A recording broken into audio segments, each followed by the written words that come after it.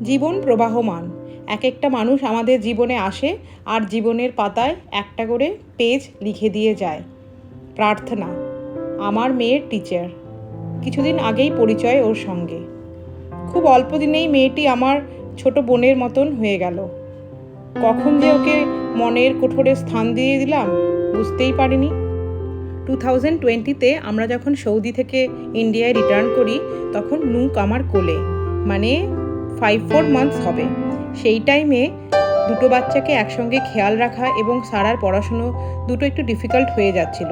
তাই প্রার্থনাকে সারাকে পড়ানোর জন্য রিকোয়েস্ট করি।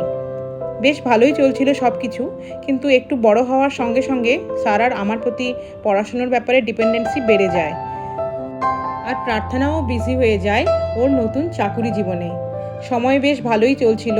কিছুদিন আগে প্রার্থনা জানালো ও নিউজিল্যান্ডে চলে যাবে বিয়ের জন্য।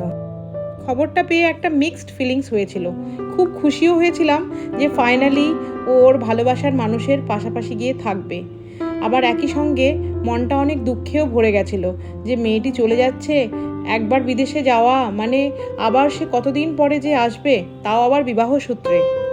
ও ট্র্যাভেলের জাস্ট আগের দিন নাইটে আমাদের বাড়িতেও এসেছিল, আর সেই টাইমে আমরা একসঙ্গে ডিনারের জন্য গিয়েছিলাম।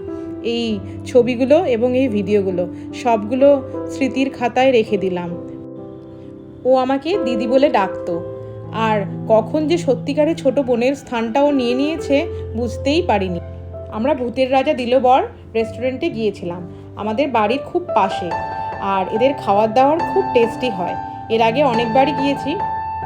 সব টেস্টি লোভনীয় খাবার দেখে আমরা অনেক কিছু অর্ডার করে ফেলেছিলাম, যদিও সব কিছু শেষ করতে পারিনি। অর্ধেকেরও বেশি প্যাক করে নিয়ে আসতে হয়েছে। এইবার ভেটকি মাছের পকোড়া ট্রাই করেছিলাম, যেটা নুয়েরও খুব পছন্দ হয়েছে। নু তো প্রচণ্ড পিকি ইটার, তাই কি খাবে কি খাবে না এই সব দিক ভেবে একটা অর্ডার করেছিলাম এবং সেটা বেশ ও এনজয়ও করেছে। আর খাবারের শেষে নলেন গুড়ের আইসক্রিম আর কমপ্লিমেন্টারি পান যেন খাবারটাকে আরও মধুর এবং টেস্টি করে দিয়েছিল। খাওয়ার শেষে আমরা যখন বাইরে ম্যান্ডেটারি ফটোশ্যুট করে ফাইনালি এক রাশ মনে দুঃখ নিয়ে বাড়ি আবার ফিরে এলাম।